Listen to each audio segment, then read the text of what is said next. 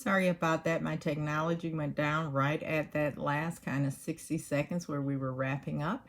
And I was just explaining that these two numbers, the death number and the recovery number in the United States, does not equal the number of confirmed cases, but rather are subsets of that number.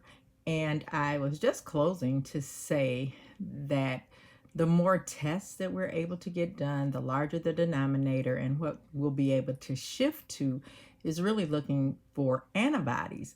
And who are the individuals that have antibodies to COVID and are able to be out in our communities and not worry about contracting it, because that's the next level of testing that we would like to see.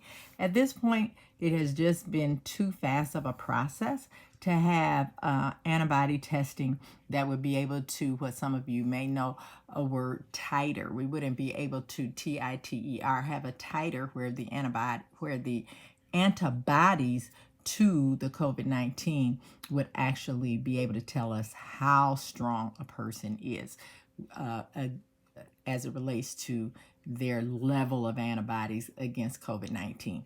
We can do that with some other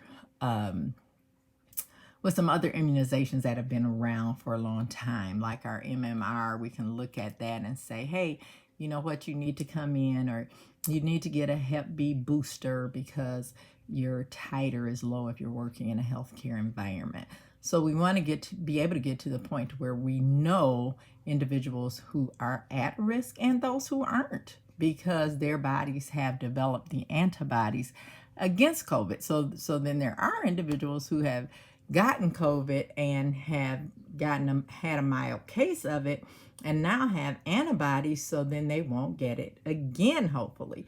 So those are some of the things that we would be looking at as scientists and as researchers as we move forward with this process. Wisconsin, sorry, the safer at home has been extended for those of you who were hoping it would not be. But at this point, we have to trust those that we have in office to make the decisions that are best for us, and that if we think it's not, that we also have individuals in place that oppose and go back and have the conversations. That's the beauty of living in a democracy.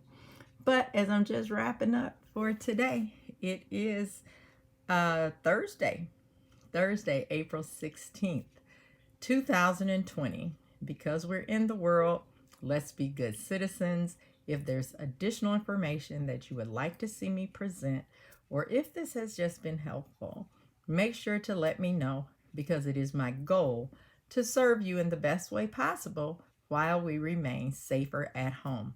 I absolutely won't have the answers to everything, but I have so many smart colleagues all over the planet that someone has the answer. We work together. We're fighting together. We will stand together, and we will survive together.